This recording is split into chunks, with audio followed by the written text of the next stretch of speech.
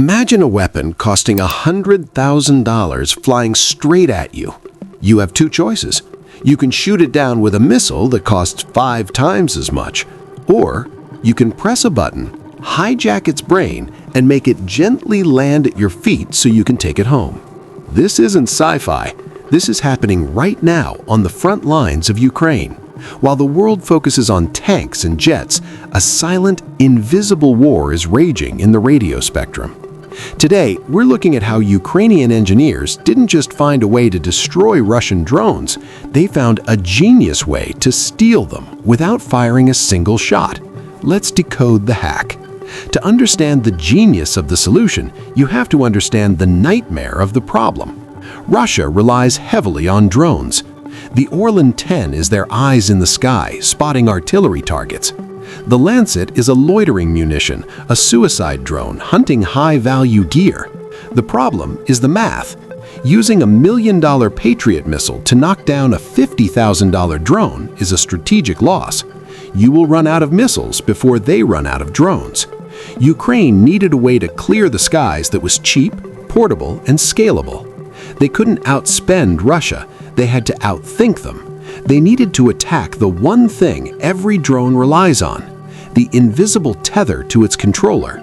Enter the Ukrainian IT Army and Engineering Corps. They realized a drone is just a flying computer constantly shouting back and forth with its pilot. If you can shout louder than the pilot, the drone gets confused. This is electronic warfare, or EW. Ukrainian engineers took existing tech and supercharged it, building portable drone guns and area jammers. Here's the genius part. It's not just about blasting noise, it's smart noise. These devices do two things simultaneously. Number one, they sever the control link. The pilot back in Russia sees their screen go black. They have zero control. Number two, they jam GPS signals.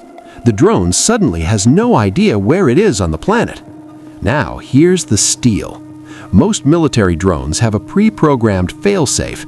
If they lose contact with their pilot and they lose GPS, they don't just crash, they're programmed to hover and slowly land immediately to save the airframe. The Ukrainian engineers are literally forcing the drone into its own safe mode. They aren't piloting it, they're tricking it into surrendering. And when it lands intact, that's the jackpot.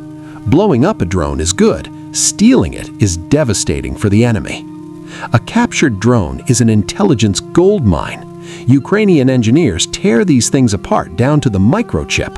They analyze the flight logs to see where it came from, revealing Russian base locations. They find Western components that slip through sanctions, exposing supply chains. Most importantly, they study the radio protocols. Every drone they steal teaches them how to steal the next one even faster. It's a snowball effect of reverse engineering. It's humiliating for the operators to watch their tech just slowly drift down into enemy hands. This war has proven that massive tanks aren't the only things that matter. A soldering iron, some code, and ingenuity can clear the skies just as effectively as a missile battery. It's a battle of wits in the radio spectrum. What do you think about this electronic warfare tactic? Is this the future of combat? Let me know down in the comments. If you enjoyed this deep dive into battlefield tech, smash that like button and subscribe for more stories of engineering under pressure. Thanks for watching.